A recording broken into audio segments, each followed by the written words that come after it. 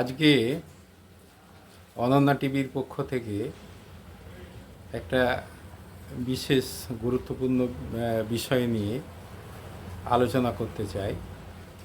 সেটা হলো সরকারি দল এবং বিরোধী দল, এই দুটি দলের ভূমিকা নিয়ে কয়েকটি কথা বলতে চাই। বর্তমান প্রেক্ষাপটে আমি লক্ষ্য করছি যে দুটি দলই কম বেশি তাদের যে রোল অর্থাৎ ভূমিকা তারা সঠিকভাবে পালন করছে না। এটা আমাদের প্রত্যেকের লক্ষণীয় বিষয় আমরা দেখতে পাচ্ছি। তো এদের যে কর্মকাণ্ড, এদের যে কাজ, এদের যে ভূমিকা, এদের যে নীতি, এদের যে আদর্শ, এদের কি করা উচিত সেগুলো পরিষ্কারভাবে আমাদের সংবিধানে বলা আছে। তো সেক্ষেত্রে এই দুটি দলের ভূমিকা নিয়ে কয়েকটি কথা আমি বলতে চাই।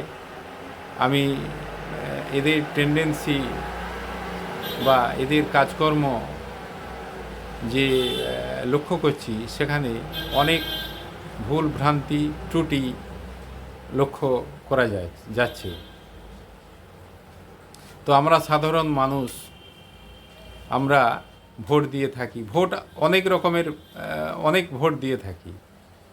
আমরা পঞ্চায়েতে ভোট দিয়ে থাকি, পঞ্চায়েত স্তরে পঞ্চায়েত ভোট দিয়ে থাকি, পঞ্চায়েত সদস্যকে নির্বাচন করি। পঞ্চায়েত সমিতি ব্লক স্তরে পঞ্চায়েত সমিতি সদস্যকে নির্বাচন করে থাকি। আবার জেলা পরিষদে জেলা স্তরের যে আমাদের জনপ্রতিনিধি তাদেরকে নির্বাচিত করে থাকি। আবার রাজ্য স্তরে যারা আমাদের বিধানসভার সদস্য এমএলএ তাদেরকে আমরা ভোট দিয়ে থাকি। আবার কেন্দ্রে এমপি অর্থাৎ মেম্বার অফ পার্লামেন্ট, তো সেখানে আমরা তাদেরকে ভোট দিয়ে থাকি। এছাড়াও ছোটোখাটো অনেক স্কুলে ভোট হয়ে থাকে, ম্যানেজিং কমিটি, তারপরে বিভিন্ন ব্যাংকে ভোট হয়ে থাকে, সমিতিতে ভোট হয়ে থাকে। সেগুলোও কিন্তু আমরা সাধারণ মানুষ যারা ভোটার আমরা ভোট দিয়ে থাকি। জনপ্রতিনিধি নির্বাচন করা হয়, একটা সাংবিধানিক গণতান্ত্রিক পদ্ধতিতে নির্বাচিত করা হয়। তো রাজ্যের ক্ষেত্রে সাধারণ মানুষ আমরা যারা ভোটার তাদেরকে আমরা ভোট দিয়ে থাকি। যে দল ক্ষমতা, যে দল সংখ্যাগরিষ্ঠ সদস্য নির্বাচিত হয় সে দল সরকার গঠন করে, এবং যে দল সংখ্যা লঘিষ্ঠ অর্থাৎ কম ভোট পেয়ে থাকে, কম সদস্য নির্বাচিত হয়ে থাকে, তারা বিরোধী দলের ভূমিকা গ্রহণ করে থাকে। তার আগে ছোট্ট একটা কথা বলি যে আমাদের ভারতবর্ষে দল প্রায় ২৫০০-এর উপরে দল রয়েছে আমাদের ভারতবর্ষে। তার মধ্যে বিশেষ কয়েকটি দল হচ্ছে কংগ্রেস, তৃণমূল, ডিএমকে, এডিএমকে, তারপরে CPM, CPI, forward block, Congress, ইত্যাদি। এরকম প্রচুর দল রয়েছে। জাতিগত দল হতে পারে, ধর্মীয় দল হতে পারে, প্রভৃতি।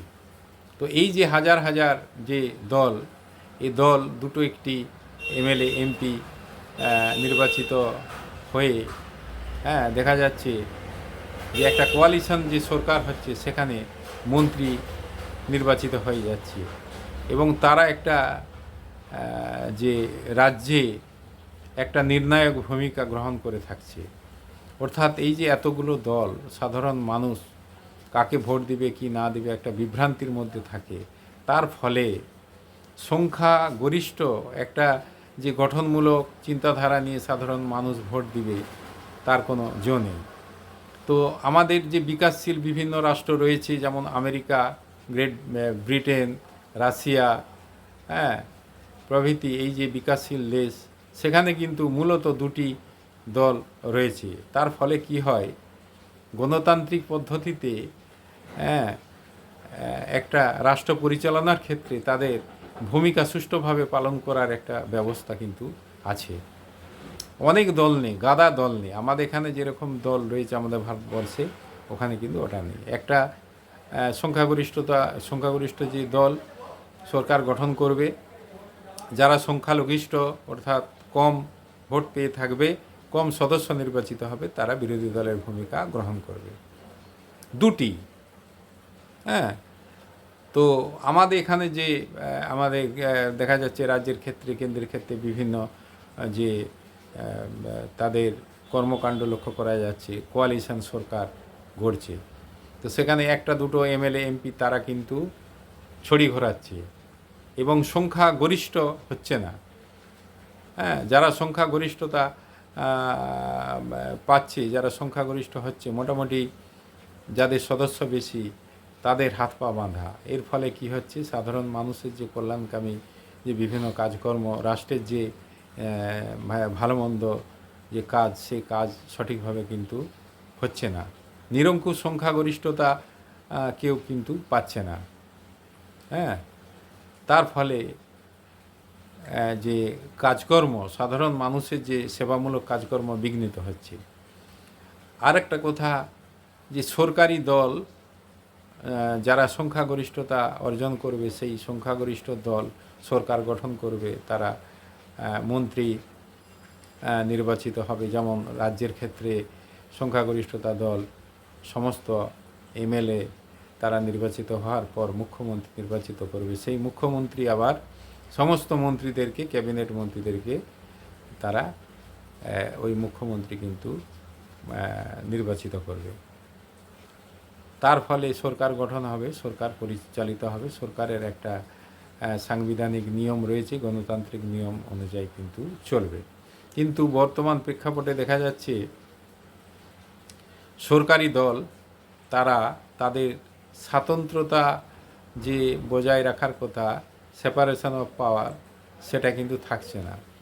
আইন বিভাগ, হ্যাঁ, আইন বিভাগে যারা এমএলএ থাকছে, এমপি থাকছে, তারা আইন বিভাগে বসছে, সেখানে আলাপ আলোচনা, হ্যাঁ, তাদের যে সিদ্ধান্ত, সেই সিদ্ধান্ত তারা স্বৈরাচারী একটা মানসিকতা নিয়ে তাদের সিদ্ধান্ত নিচ্ছে। অর্থাৎ সংখ্যালঘু যে দল, বিরোধী দলের যে ভূমিকা যারা গ্রহণ করছে, অর্থাৎ কম এমএলএ এমপি যাদের রয়েছে, তাদের উপর চরমভাবে একটা শোষণ, বঞ্চনা, অন্যায়, অত্যাচার, তাদের যে কথা বলার জায়গা, তাদের যে গণতান্ত্রিক যে অধিকার, একটা রাষ্ট্রের, হ্যাঁ, আদর্শ রাষ্ট্রের বা আদর্শ সরকারের যে চাবিকাঠি হচ্ছে একটি বিরোধী দল। হ্যাঁ, অপোজিশন পার্টি যারা থাকবে, তাদের যে যারা সদস্য, তারা একটা বিরাট বড় ভূমিকা গ্রহণ করবে। অর্থাৎ ক্ষমতাশালী বিরোধী দল যদি না থাকে, বিরোধী সদস্য যদি না থাকে, তাহলে কিন্তু একটি আদর্শ রাষ্ট্র, আদর্শ সরকার, আদর্শ জীবনযাপন সম্ভব হবে না। বিরোধী দলের একটা বিরাট বড় ভূমিকা রয়েছে। সরকার যাতে সংখ্যাগরিষ্ঠ সদস্যরা, অর্থাৎ এমএলএ এমপিরা যাতে স্বৈরাচারী না হয়, তারা যাতে সাধারণ মানুষের কল্যাণের বিরুদ্ধে, অর্থাৎ তাদের ন্যায় নীতির বিরুদ্ধে কাজ করতে না পারে, সেটাকে তুলে ধরা বা তার প্রতিরোধ করা, হ্যাঁ, তাদের সঙ্গে লড়াই করা, সংগ্রাম করা, এটা হচ্ছে বিরোধী দলের একটা বিরাট বড় ভূমিকা। অর্থাৎ আদর্শ গণতন্ত্রের সাফল্যের চাবিকাঠি হচ্ছে যে স্ট্রং, শক্তিশালী বিরোধী দল থাকবে। তো এখন যেটা লক্ষ্য করা যাচ্ছে, যে যেহেতু সরকার রয়েছে আমাদের রাষ্ট্রের বা রাজ্যে, যে মেশিনারি যেগুলো সব রয়েছে, পুলিশ প্রশাসন, সিআইডি, কেন্দ্রের ক্ষেত্রে সিবিআই, ইডি, এই যে মেশিনারিগুলো যেগুলো সব রয়েছে, তারা কিন্তু চেষ্টা করছে যে বিরোধী যে কণ্ঠস্বর, সেটাকে গলা টিপে যাতে মারা যায়, তার জন্য চেষ্টা করছে। অর্থাৎ বিরোধী দল যাতে তাদের কথা, তাদের যে গণতান্ত্রিক যে অধিকার, সেই অধিকার যাতে পালন করতে না পারে, তার জন্য কিন্তু চেষ্টা হচ্ছে। সেটা রাজ্যের ক্ষেত্রেও হচ্ছে, কেন্দ্রের ক্ষেত্রেও কিন্তু হচ্ছে। এটা লক্ষ্য করা যাচ্ছে অনেক ক্ষেত্রে। তো এই যে তাদের যে স্বৈরাচারী মনোভাব, সেটা থেকে কিন্তু বিরত থাকা উচিত। অর্থাৎ কল্যাণকামী রাষ্ট্রের স্বার্থে জনসাধারণ যাতে তারা তাদের যে মৌলিক ফান্ডামেন্টাল রাইট যাতে তারা পালন করতে পারে, তার জন্যে কিন্তু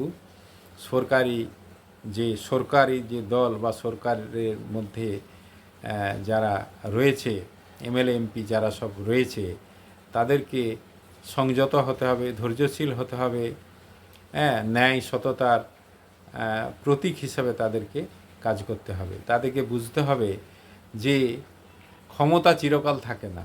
আজকে তারা সংখ্যাগরিষ্ঠ হয়েছে, কালকে তারা সংখ্যালঘিষ্ঠ হতে বেশি সময় যায় না। বামফ্রন্ট সরকার এক সময় বলতো যে আমরা 230টা, ওরা 30টা, অর্থাৎ তৃণমূল তখন বিরোধী দলের মধ্যে ছিল, ওরা তখন একবারে সামান্য ক্ষমতার মধ্যে ছিল।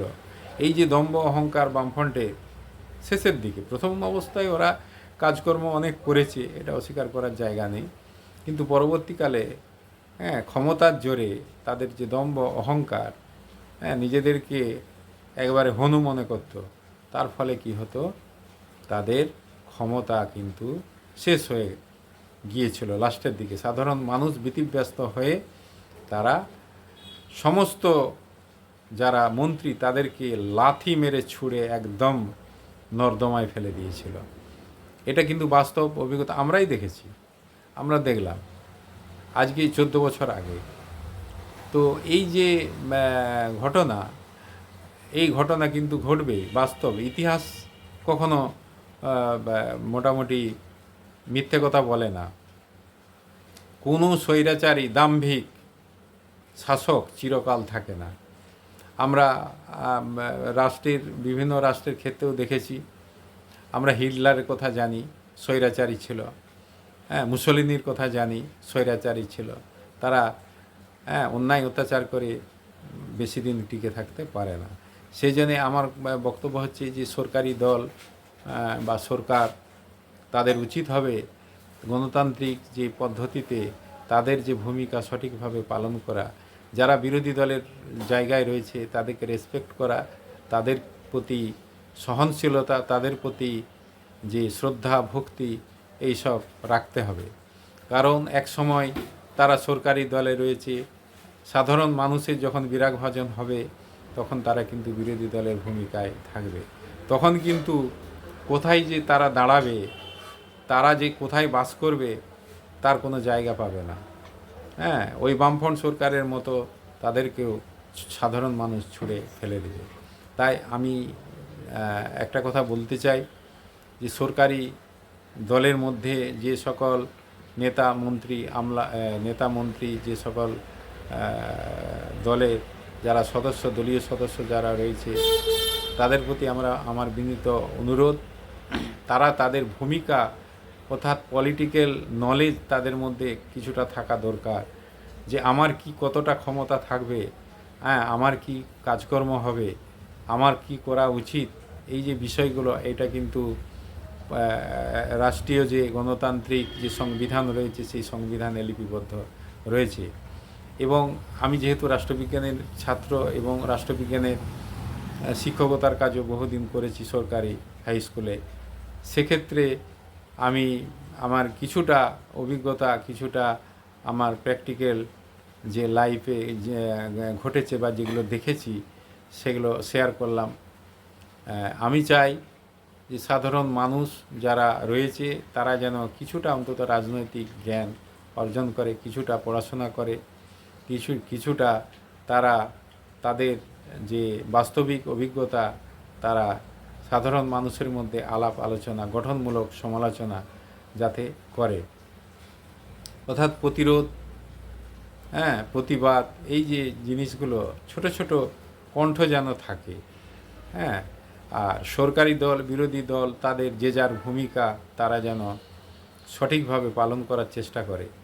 আমি সর্বোপরি একটা কথা বলতে চাই যে আমি কোনো দল, কোনো জাতি, কোনো ধর্ম, কোনো সম্প্রদায়ের পক্ষে বা বিপক্ষে নয়। আমি নিরপেক্ষ দৃষ্টিভঙ্গিতে কথা বলে থাকি। তো আমি সকলকে ধন্যবাদ জানিয়ে একটা কথা বলি, আমার কথাতে কারো যদি আঘাত লেগে থাকে আপনারা ক্ষমা করবেন।